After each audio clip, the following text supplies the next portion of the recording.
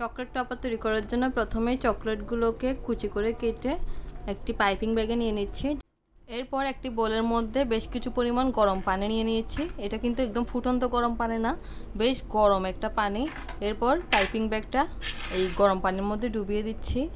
এই পাশ ওপাশ উল্টে আমি হাত দিয়ে চেপে চেপে এই চকলেটগুলো গলেছে কিনা সেটা চেক করে নিচ্ছিলাম। চকলেটগুলো গলে গেলে এটার মাথাটা একটু কেচি দিয়ে কেটে এরকম একটি মোল্ডে ঢেলে নিচ্ছি।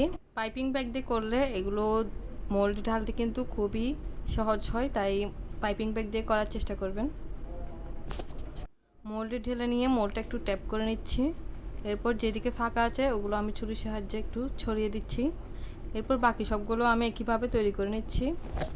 আমি যে প্রসেসে তৈরি করে দেখাচ্ছি এই প্রসেসে করলে কিন্তু একটা টপারও ভেঙে যাবে না। আর আমি সব সময় চকলেটগুলোকে রুম টেম্পারেচারেই রেখে থাকি। একটা এয়ারটাইট বক্সে চকলেট খোলার পর চকলেট রেখে দিলে কিন্তু বেশ কয়েকদিন চকলেট ভালো থাকে আর চকলেট নষ্ট হওয়ার সম্ভাবনা থাকে না। এগুলো দিয়ে যে কোনো টপার তৈরি করা যায়।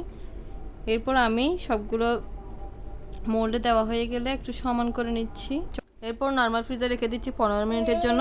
15 মিনিট পর আমার চকলেটগুলো কিন্তু একেবারে রেডি হয়ে গিয়েছে। দেখতেই পাচ্ছেন একটা টপারও কিন্তু ভেঙে যায়নি, সবগুলো একদম পারফেক্ট হয়েছে।